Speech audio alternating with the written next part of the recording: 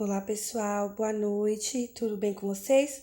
Aqui quem está falando é a professora Eliane e nós vamos a mais uma aula da disciplina Introdução à Enfermagem do curso Técnico em Enfermagem do Instituto São Miguel, a turma de Gandu. Nós vamos dar continuidade à nossa aula de curativos, então, papel e caneta na mão, aquele copo de café para quem gosta e bora lá adquirir conhecimento. Porque nós iniciamos falando sobre as feridas, os tipos de feridas. E hoje nós vamos aprender sobre os curativos, que são os tratamentos das feridas. Então, quais são os tipos de curativo que nós utilizamos? O curativo aberto, que é aquele que você pode utilizar em uma ferida sem infecção, né? Uma ferida que após a limpeza, a antisepsia, ela pode permanecer sem a proteção das gases. Aí nós temos o exemplo de uma cesariana, por exemplo, né? O próximo tipo de curativo é um dos mais utilizados, que é o curativo oclusivo, né? Que é quando após a limpeza da ferida, né? Se houver necessidade, faz a aplicação de alguma medicação, nós ocluímos e fechamos com gaze, micropore, se necessário, a atadura, tá? O tipo de curativo compressivo é aquele que vai ter o objetivo de estancar as hemorragias ou de vedar uma incisão, né? Para fazer contra a pressão interna do local. Terá sido o curativo com irrigação, que é utilizado assim em ferimentos que têm infecção dentro de alguma cavidade, né? E por isso precisa ser irrigado para que não resseque, por exemplo, aquela cavidade. O outro tipo de curativo é o curativo com drenagem, né? Quando se usa o dreno para eliminar ou para facilitar a vazão de grande quantidade de exudato. Então, nós temos aí dreno de Penrose, dreno de Kerr, temos também, em alguns casos, os usos das bolsas de Caiara, né? De Caraia, perdão, de acordo com a necessidade do paciente. Então, para cada curativo, nós teremos também um tipo de cobertura, tá? A cobertura é só a gaze? Não, existem outros tipos de cobertura. Por exemplo, a sulfadiazina de prata, né, com nitrato de sêrio, né, popularmente chamada de sulfa, que é um creme, né, ela é extremamente eficaz contra uma variedade de micro-organismos, né, bactérias, fungos, protozoários, então ela é muito utilizada. Né? A indicação é para o tratamento de queimaduras, feridas que não evoluem assim com coberturas oclusivas e feridas extensas, né? Lesões extensas. Claro que ela é contraindicada se a pessoa for hipersensível a algum dos componentes e assim, como reação adversa, ela pode desenvolver alguma disfunção renal ou hepática, né? E o período de permanência de um curativo com sulfa é de até 24 horas, ou seja, um curativo que é feito uma vez por dia. E esse curativo em que você vai aplicar a sulfa, né, o creme de sulfa, você vai aplicar com gaze, tá? Gente, quando se vai aplicar alguma pomada, creme, alguma coisa, coloque na gaze, tá? Não encoste a embalagem, o tubo no leito da ferida, porque você vai contaminar todo o produto. O outro tipo de cobertura é a placa de hidrocoloide, né? Ele tem duas camadas, uma camada externa, que é um filme, né? Uma espuma de poliuretano, ele é flexível e impermeável à água. Por quê? Porque esse curativo, ele pode ficar até 7 dias, tá? Em contato com o paciente. Ele é impermeável não só à água, como a fungos e bactérias, né? Aos agentes de contaminação.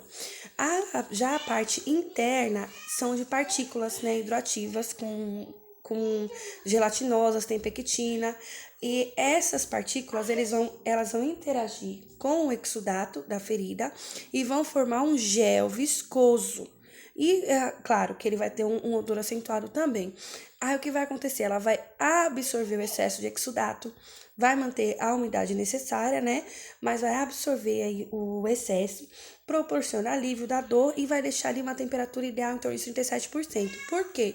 A temperatura ajuda na cicatrização, no processo cicatricial. Então, toda vez que você resfria a área da ferida, você está atrasando o processo de cicatrização, tá? A placa de hidrocoloide, ela deve ser aplicada diretamente na ferida. E você vai deixar uma margem de fixação fora, né, ao redor, a borda, né, para que tenha melhor aderência. Essa placa, ela pode ser recortada com tesoura, né, com uma tesoura estéreo. Aliás, não precisa ser uma tesoura estéreo para você recortar as bordas da placa, tá? Porque o que vai ficar em contato com o leito da ferida é só a parte interna. Aquela parte que você recortou, os 4 centímetros de distância, não vai ter contato com a ferida. Ela reduz o risco de infecção, já que é impermeável, e a indicação são para feridas com média quantidade de exudato, tá? Independente do tipo de tecido, pode ser usado no tecido com necrose ou não, e também em queimaduras superficiais, tá? Claro, é contraindicado em caso de feridas infectadas ou com um volume muito grande de exudato. Olha lá como é a placa de hidrocoloide, gente. Aqui nós temos 2 padrões, tá? O padrão hospitalar, que é essa que nós temos aqui esterilizada, e o padrão comercial. E olha só como é a aplicação. Estão vendo? Ela vai cobrir toda a ferida, tá? E pode ficar aí durante 7 dias sem o manuseio. O próximo é o grânulos de hidrocoloide. Por quê? Olhem nessa ferida aqui que ela tem uma certa profundidade, não tem? Quando a ferida é muito profunda, vão ser usados os grânulos, né, de hidrocoloide. São partículas, né, de hidrocoloide. Eles vão formar um gel dentro da cavidade da ferida. Então, ela vai ser sempre usada associada à placa de hidrocoloide. Ela vai ser colocada abaixo da placa de hidrocoloide e ela será trocada também junto com a placa de hidrocoloide, tá?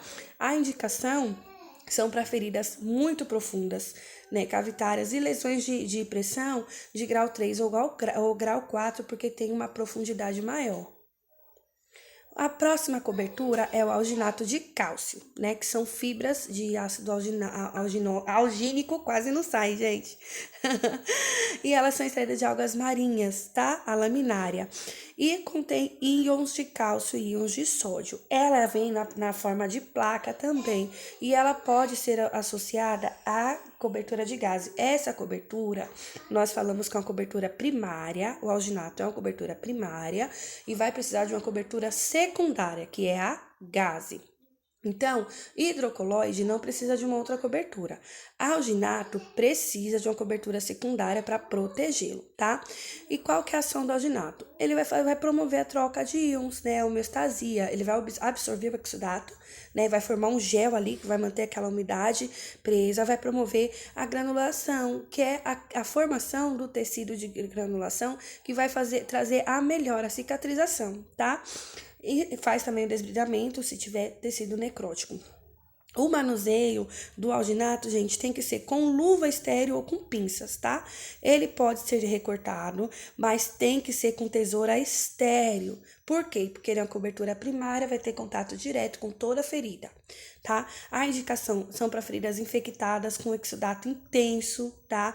Com ou sem tecido necrótico e sangramento. Tá? É contraindicado para feridas com pouca drenagem de exudato. Uma ferida seca não precisa de alginato, tá bom?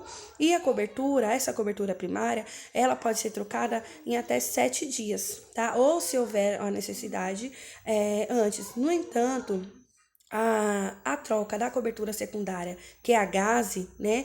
Ela vai de acordo com a umidade. De acordo com que sujar, com umedecer a gaze, aí faz a troca, tá? Principalmente, mesmo antes desses 7 dias. Olha lá, gente, o alginato. Nós temos a placa e tem o alginato em pomadas também. A Safigel é a mais conhecida, tá? A Safigel, geralmente, ela é um hidrogel associado com o alginato, tá? A próxima cobertura é a cobertura de carvão ativado com prata. A composição é carvão ativado com 0,15% de prata e é envolto por uma película de nylon. Então, é uma cobertura primária, estéril e vai precisar de uma cobertura secundária, que é a gaze, né? E se for preciso, também é a atadura. Tem que ser manuseado com luva estéril, tá? Porque é algo estéril, você não pode contaminar. A ação é a absorção do exudato, né? A eliminação dos odores desagradáveis, então, uma ferida extensa com tecido necrótico e o grande exudato, vai se usar carvão ativado, porque ela promove também o desbridamento autolítico, né? E a manutenção da temperatura, que, como eu falei, manter a temperatura em torno dos 37 graus ajuda e muito na cicatrização. Então, a indicação vai ser para feridas fétidas, né? Infectadas e bastante exudativas. Ele não pode ser cortado, porque se cortar, vai ter a liberação de prata no leito da ferida. Isso não pode acontecer, porque pode promover a queimadura dos tecidos, tá? Porque ou formar algum granuloma de acordo com o resíduo do carvão. A troca também é de 7 dias dessa cobertura primária. A cobertura secundária faz a troca quando tem a umidade da gaze. Ela é contraindicada se não tiver muito exudato e se tiver a presença de sangramento, tá? Se houver exposição óssea e tendinosa e queimaduras também não é indicado o uso, tá bom? Olha lá como que é. Gente, alguns fabricantes têm o carvão para ser recortado. Por que eu falei que não pode ser recortado? Porque não é em todo lugar que se acha. Então, nós não vamos arriscar a cortar um carvão que não pode ser cortado. E se ele for para a possibilidade de corte, você vai usar tesoura estéril. A próxima é o hidrogel amorfo, né? Que é uma goma de polímero, de copolímero, que tem grande quantidade de água, tá? E alguns também hoje tem alginato de cálcio ou de sódio. Tem que ser associado também com uma segunda cobertura, também é uma cobertura primária. E a função é manter a umidade e auxiliar no desbridamento autolítico. Não adere ao leito da ferida, que é algo ótimo, porque quando a sua cobertura adere ao leito da ferida e já tem um tecido de granulação, acaba atrapalhando, acaba prejudicando a cicatrização daquela ferida. E claro, é contraindicado em feridas excessivamente exudativas, que nós usaremos o quê? O carvão ativado com prata. Olha aqui, gente, o que nós temos, né, como o hidrogel amorfo, tá? A próxima cobertura é a papaína. A papaína é uma enzima, né, proteolítica extraído do látex da carica papaya ou o leite do mamão, né? A indicação é todo o tecido necrótico, porque ela vai fazer o desbridamento, principalmente naqueles que têm crosta.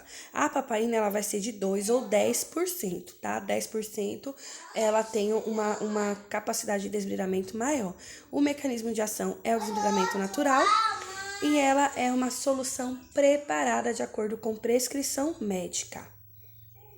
Pode ser em pó, pomada e gel, em 2 ou 10%, e ela sempre vai ser indicada no desbridamento enzimático das feridas. Se não precisa de desbridamento, não se indica papaína, tá?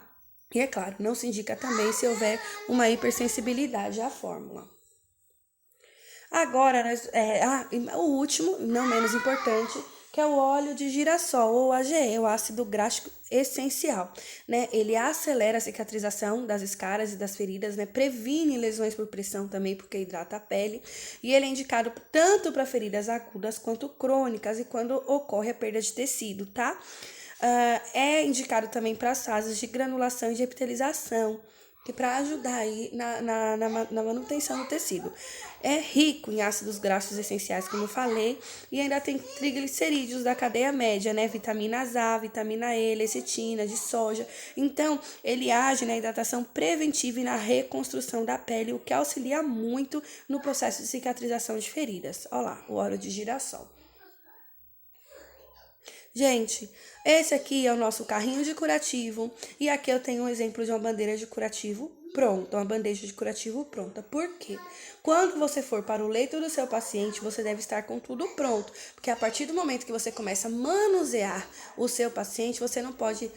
esqueci, vou ali buscar. Então, prepare tudo antes. No carrinho, você vai ter também a lixeira, você tem uma bacia para caso haja um volume grande de exudato e também para desprezar. E nesse carrinho, você tem espaço para colocar tudo. É melhor você trazer de volta e guardar no armário do que faltar no momento do curativo. E no caso dos instrumentais, em algumas instituições, os curativos serão realizados com luva estéril, então você vai segurar a gaze com a mão. Em outras instituições, você vai usar as pinças, né? A pinça Kelly, que você vai utilizar para segurar a gaze. Então, como que você vai fazer? A gaze tem 4 pontas. Você vai colocar a sua pinça Kelly no centro né, da gaze, e você vai pegar a pinça anatômica e vai trazer as 4 pontas da gaze para a pinça Kelly, e a gaze vai virar uma bolinha na ponta da pinça Kelly. E é com essa bolinha que você vai fazer a limpeza da pele em movimentos circulares. Você vai usar toda a extensão da gaze com movimento circular. Você vai rodar o punho na extensão. Não se faz movimento de vai e volta em curativo, é movimento contínuo ou circular. Quais são os materiais que nós utilizamos para fazer curativo? Pacote de pinças, se for o padrão da sua unidade, ou luva estéreo, soro fisiológico, seringa de 20 ml, agulhas, algodão, embebecido em álcool a 70%, gases, micropore e esparadrapo, porque você vai utilizar de acordo com a pele do paciente, tesoura, luvas de procedimentos e luva estéreo, proteção para roupa de cama, as almotolias com os antissépticos, pomadas e cremes de acordo com a prescrição médica e, é claro, as ataduras. Gente, a limpeza, aprendam isso, decorem isso, não esqueçam isso. A limpeza, ela deve ser da área menos contaminada para a área mais contaminada. De novo, a limpeza deve ser da área menos contaminada para a área mais contaminada. Então, quando você for fazer a limpeza da pele ao redor do paciente, você vai utilizar alguma solução que tenha sabão, como por exemplo o clorexidine, para ajudar a desengordurar, o que vai ajudar também na fixação depois do curativo. A limpeza, como eu já falei, deve ser da área menos contaminada para a mais contaminada, em movimentos contínuos ou circulares. Não se faz vai e vem em cima de uma ferida, tá? Nas feridas cirúrgicas, anotem isso. A área mais contaminada é a pele ao redor da ferida. Já nas feridas infectadas, a área mais contaminada é o leito da ferida por si só, tá? As crostas, os detritos devem ser removidos com extremo cuidado. Outra coisa, desbridamento mecânico é função do médico, nós não fazemos, tá? Lave a ferida, feridas extensas, lave com jatos de soro. Depois, cubra e fixe de acordo com a prescrição médica. Olha lá, os tipos de ferida. Aqui nós temos uma ferida contaminada, tá? Que o curativo ele deve ser oclusivo, ele deve ser mantido constantemente limpo e seco. Então, esse curativo ele deve ser trocado de acordo com o exudato que é liberado, tá? Deve ser protegido durante o banho, tá bom? Até mesmo para não contaminar outras áreas do corpo. A limpeza deve ser feita com soro e a antisepsia pode ser feita com PVPI tópico. Os tipos de tecido. Tecido de epitelização, gente, que é o sonho de quem trata a ferida, que é o revestimento mais frágil, que é a epiderme, mas quer dizer que a ferida já fechou. E quando chega a esse ponto aqui, você fica muito feliz porque você alcançou sucesso. Muitos de vocês farão isso, em nome de Jesus. O próximo tipo de tecido é o tecido de granulação, que é um tecido de revestimento, tá? Ele é um tecido conjuntivo fibroso antes do tecido epitelial. Ele é muito, muito frágil. Então, temos que tomar muito cuidado com esse tecido, tá? Com a granulação. Por quê? Ele é formado por pequenos vasos, né? Por glóbulos brancos e por outros tipos de célula do tecido conjuntivo. Tem muito colágeno, que é a proteína que dá base e crescimento aos tecidos. E as células da borda da ferida, ela se move sobre a superfície. É um processo conhecido como epitelização, né? O tecido de granulação, ele vai evoluir para o tecido de epitelização. Aí olha como é o tecido de granulação, tá vendo? É um vermelho vivo, estão vendo? Saudável. Então devemos tomar muito cuidado com esse tecido. Pode acontecer de existirem vários tipos de tecido em uma mesma ferida? Pode, nós vamos ver isso daqui a pouco. Outro tipo de tecido é a necrose, que é o tecido morto ou o tecido inviável, né? Aí nós temos o esfacelo, que é a necrose úmida, que é esse esbranquiçado ou amarelado acima. Esse tecido é inviável. Ele deve ser desbridado de forma mecânica ou de forma enzimática. E tem também a escara, ou necrose seca, que é esse escurecido, esse preto aí embaixo. Esses tecidos, eles são inviáveis, ou seja, eles não evoluem para melhora.